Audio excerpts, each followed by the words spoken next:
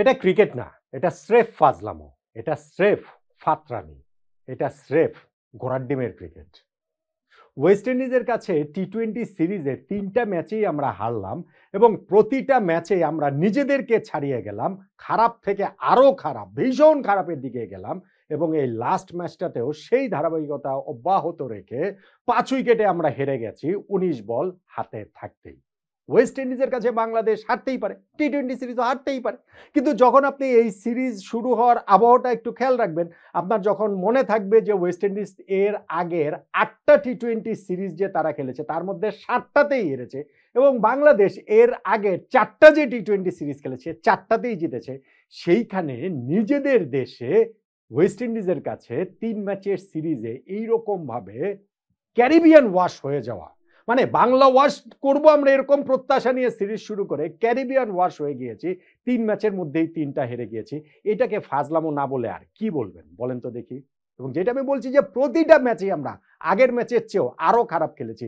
আমাদের team management সেইখানটাতে আরো বিভ্রান্ত হয়ে একের পর এক সিদ্ধান্ত নিয়েছেন এবং শেষ পর্যন্ত গিয়ে আমরা ব্যাটিং, বোলিং, ফিল্ডিং সব জায়গাটাতে ওয়েস্ট ইন্ডিজের চেয়ে অনেকখানি পিছিয়ে ছিলাম, এতটাই যে ওয়েস্ট ইন্ডিজ, আমি টিভি কমেন্টেটরও বলছিলেন শুনছিলাম যে এই প্রথমবারের মতো তারা দেশের বাইরে টি-20 সিরিজ ৩-০ ব্যবধানে জিতলো।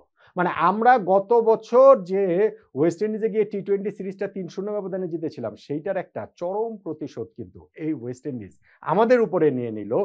আর কিছুদিন আগে যে নেপালের কাছে তারা হেরেছে সেইখান থেকেও ঘুরে দাঁড়ানোর একটা উপলক্ষ করলো, সেগুলো ওয়েস্ট ইন্ডিজ ক্রিকেটের ব্যাপার। কিন্তু আমাদের ক্রিকেট টানা ৪টা টি-20 সিরিজ জিতে আমরা যেরকম আকাশে উঠছিলাম, সেইখান থেকে আর কয়েক মাস পরের যে টি-20 বিশ্বকাপ তার আগে এই সিরিজটা আমাদেরকে একেবারে বাস্তবতার মাটিতে আছাড় দিয়ে ফেললো। বাংলাদেশের ক্রিকেটটা কোথায় আছে সেইটাই এই ম্যাচটাতে বোধহয় আবারও আরো স্পষ্ট করে এই পুরো সিরিজে আরো নগ্ন করে বুঝিয়ে দিল।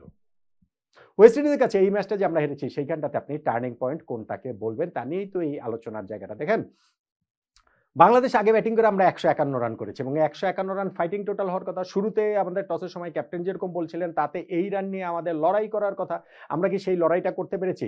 আপনি যখন দেখবেন যে আমরা ৫ উইকেটে মাত্র ম্যাচটা হেরেছি, তখন আপনার একটু মনে হতে পারে যে না না না লড়াই টড়াই বোধহয় আমরা করেছি। আরে ভাই কিসের কি, যখন ৫ ওভারে ওদের মাত্র ৯ রান লাগে, ওই সময় রিশাদ ১ ওভারে অগাস্টা এবং চেস দুইজনই যে 50 করেছেন সেই ২টা উইকেট নিয়েছেন বলে স্কোর কার্ডে আমাদের পরাজয়টা কিঞ্চিত ভদ্রস্ত দেখাচ্ছে।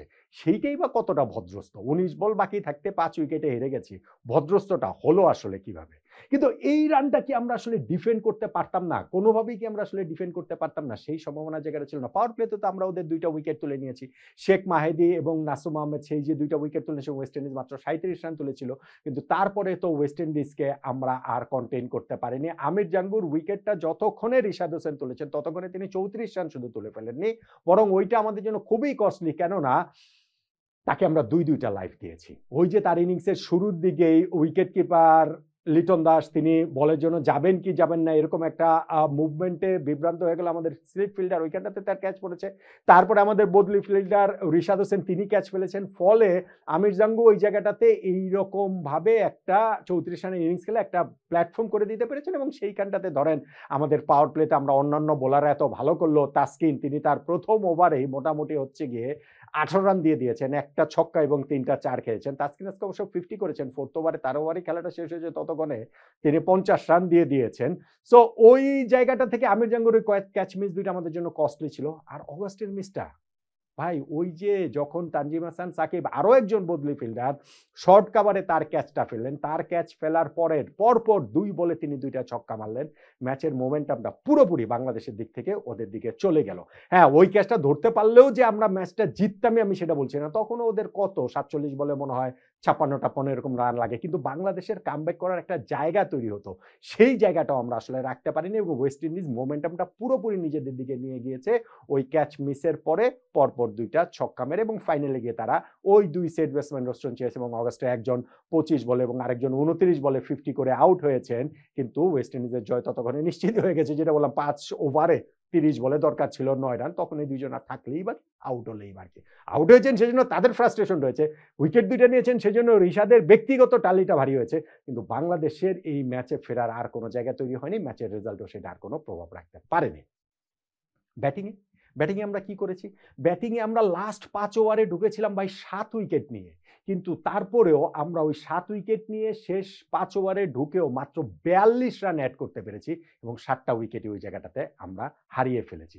আমাদের পুরো ব্যাটিং ইনিংসটাই যদি দেখেন তাহলে আমরা করেছি 151 রান, তার মধ্যে এক তানজিদ হাসান তামিম তিনি একাই করেছেন 89 রান। অর্থাৎ প্রায় 59%, 60% রান একজনের ব্যাট থেকে এসেছে, আর বাকি 10 ব্যাটসম্যান সঙ্গে এক্সট্রা সব মিলিয়ে বাকি 41% রান করেছেন। সো এইভাবে কি একটা ম্যাচ জেতা যায়, একটা টি-20 ম্যাচ জেতা? এবং তানজিদ হাসান তামিম তো এই ইনিংসটা খেলেছিলেন বলে রক্ষা, কিন্তু তার ইনিংসটা তো অনেকবার তিনি আউট হতে হতে বেঁচে গিয়েছেন। ধরেন তিনি ইনিংসের ভেরি ফার্স্ট ডেলিভারিটাতে তিনি হচ্ছে কি তার বিপক্ষে ওয়েস্ট ইন্ডিজ ডিআরএস নিয়েছিল, কিন্তু ওইখানটাতে দেখা যাচ্ছে বল লেগ স্টাম্পের বাইরে পিচ করেছে। সেকেন্ড বলটাতে কটন বল চান্স দিয়েছিলেন, একটুর জন্য বেঁচে গেছেন। থার্ড বলটাতে এই যাওয়ার পরে 4 হয়ে গেল।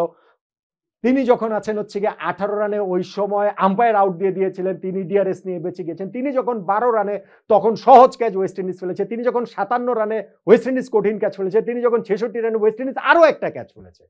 সো তানজিদ হাসান তামিমের এত ঘটনাবহুল ইনিংসেও তার যে 89 রানটা হয়েছে, তাতে করেই বাংলাদেশের স্কোরটা ওই মোটামুটি 150টা পেরিয়েছে। কেননা শুরুতে আজকের এই ম্যাচে একাদশে অনেক পরিবর্তনের যে একাদশ, সেই একাদশটাতে পারভেজ হোসেন ইমনকে একাদশে ফিরিয়ে ওপেনিংয়ে নামানো হয়েছে। তিনি 9 রান করে আউট হয়ে গেলেন। লিটন দাস তিনি পোস্ট ম্যাচ প্রেজেন্টেশনে এসে তার টিমের প্লেয়ার শামীম পাটোয়ারির এইরকম প্রবল সমালোচনা করেন, তার রেসপন্সিবিলিটি নিয়ে প্রশ্ন তোলেন।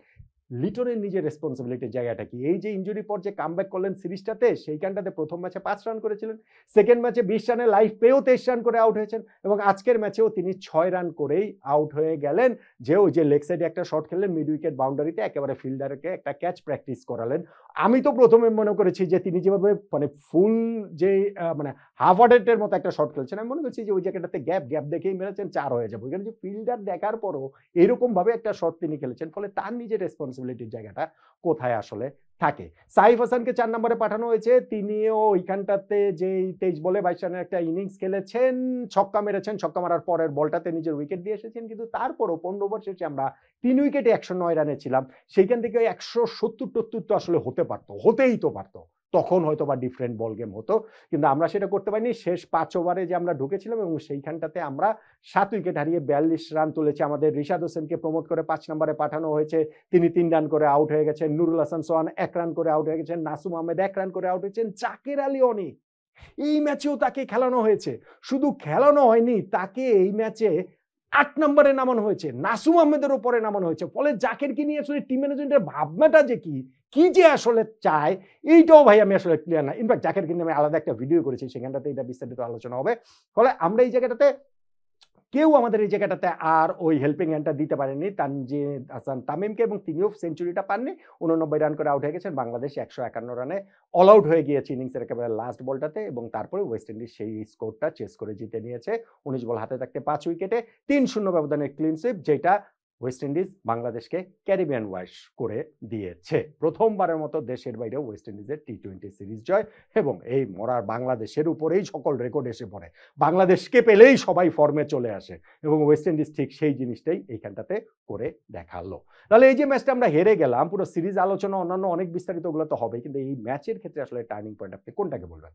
আমার কাছে 2টা জিনিস। একটা হচ্ছে কি আমাদের ব্যাটিংয়ের লাস্ট 5 ওভার, ওই 5 ওভারটা আমাদের ক্যাপিটালাইজ করা উচিত ছিল, সেটা আমরা পারিনি। ওইটা একটা টার্নিং পয়েন্টের দাবিদার। আর সেকেন্ড টার্নিং পয়েন্ট হচ্ছে গিয়ে আমাদের ক্যাচ মিস, একের পর এক ক্যাচ মিস। আমির জাঙ্গুর যে ক্যাচ দুইটা, ভাই ওয়েস্ট ইন্ডিজ আজকের ম্যাচে সেই হোপকে পর্যন্ত রেস্ট দিয়েছে, মানে তারা বাংলাদেশকে কিভাবে দেখছে, কিভাবে নিচে বাংলাদেশের অবস্থা কি, সেটা তো বুঝতেই পারছেন। আমির জাঙ্গু যে খেলেছেন, তাকে আমরা দুইটা লাইভ দিয়েছি, এবং সেইটা আমাদের জন্য কস্টলি, আরো বেশি করে কস্টলি আসলে তানজিম হাসান সাকিব যে ক্যাচটা ফেলেছেন, এবং ওর পরপর 2 বলে যে অগাস্টে 2টা ছক্কা মেরে ম্যাচের মোমেন্টামটা পুরোপুরি নিয়ে গেলেন। আমার কাছে তাই সবকিছু ছাপিয়ে শেষ পর্যন্ত বাংলাদেশের এই পরাজয় আমি টার্নিং পয়েন্ট বলবো তানজিম হাসান সাকিবের ওই ক্যাচ মিসটাই। ওই ক্যাচটা যদি ধরতে পারতাম আমরা, সাকিব যদি ধরতে পারতেন, সেই ক্ষেত্রে হয়তোবা বাংলাদেশ ম্যাচে ফেরার একটা সুযোগ হলেও হতে পারতো। ওইটাই আমার কাছে টার্নিং পয়েন্ট। আপনি চাইলে অবশ্য বাংলাদেশের ব্যাটিং ইনিংসের শেষ 5 ওভার কেউ বলতে পারেন, অন্য কোনো কিছুকেও বলতে পারেন।